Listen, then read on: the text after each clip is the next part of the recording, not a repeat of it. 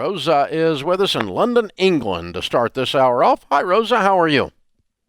Hi, Dave. How are you? Better than I I'm good, deserve. thank you. What's up?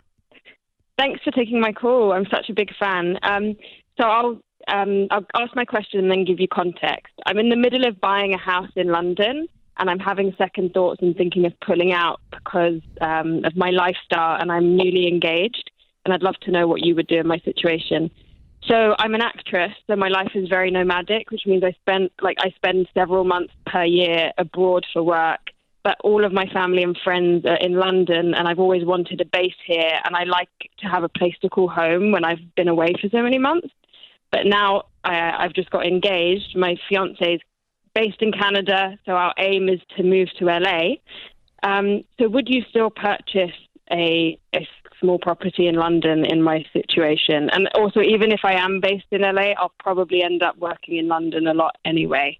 I'd love your opinion. Thank you. Wow. This sounds so sophisticated with your accent. I feel unqualified to answer your call based on everything you just said. Just because you sound more smart and more lovely and just a better person. Yeah. I don't know. Yeah, she's a better person than you are, John. I can feel it through the telephone line. Oh, that's hilarious. No. Okay, so what will your household income be in a given year on average? The last 3 years, it's ranged from 500,000 to 50,000. So let's say an average.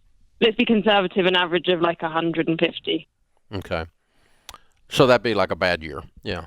And Yeah, that's just you or your fiance? That's just me. What does he make? On average, I'd say 100. Okay. So a bad year is $250,000, and you're going to buy a home to live in LA. And what would to live? I assume, right? LA is eventually once we get to LA, we would love to buy a home together, combining finances in LA. But right now, London is where I'm from, so I'd always wanted like a small I got that part, London. but I'm saying your marriage home base will be LA because this is where you're going to combine your lives, and then London is like where you are from, obviously, and you spend a lot of time there, so that's like your second home. Yes. Okay. And what would you spend on the second home? The place I put in an offer for, but I can still back out of it, obviously, is £375. Mm-hmm. Have you got the cash? Yes.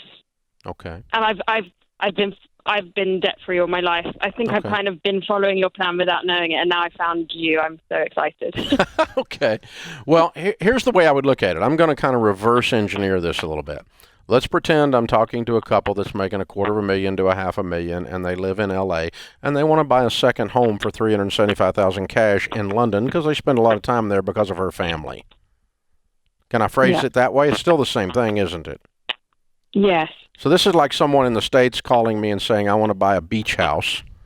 It's a second home. In a sense, it's a toy. My kids were in college in a city several hundred miles from here, and I bought a condominium there because we were going to spend a lot of time there going to football games and seeing our kids there. So it's that kind of a thing, right? Yeah. So this falls under the heading of it's a toy, it's a second home. Yes, you can buy it if you can afford it based on your income and if you can pay cash for it. So you happen to be doing it backwards because right now it's home, but it's not always going to be home much longer. Yeah. And so would you say... Yes, I would buy it. But if I don't buy it cash, like say I chose to save some of my money... I would not buy it unless you're going to pay cash for it. Okay. If you called me and you lived in LA and said, I want to buy a house in Cancun or in Martinique as a beach house, but I want to go into debt to do it, I would tell you don't do that. I would say pay cash for it or don't buy a toy, because a second home is a toy. And even though this doesn't feel emotionally like a second home because you're leaving there and it has been your home, it's going to function in your new life as a second home. And so I'm going to treat it like it's a beach house, a vacation house, a lake house, a mountain house, or whatever. In this case, it just happens to be in London.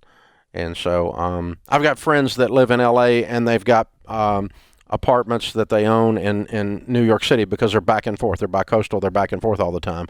And they buy it just so they can not have to screw with hotels and stuff, and they've got the money, you know. And so, but it's a second home. It's not it is not a necessity of life. You could go back, and the times you're back there, you could just rent an apartment and it wouldn't kill you.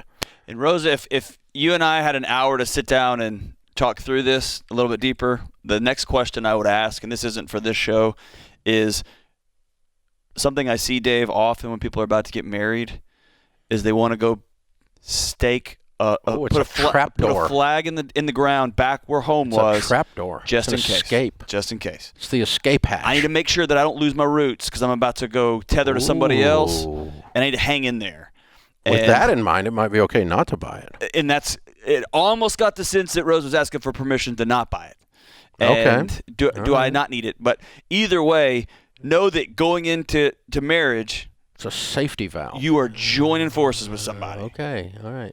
And not having this the purpose of this is just to come back and visit. I'm going to take my money and put it back over here to buy a house. That happens a lot, right? I'm going to invest in this small little business back in my hometown or with my old high school buddy or whatever the thing happens to be when people are about to get married. It just feels to go all in. And that's what marriage is. You are pushing your chips across the table. I'm all in.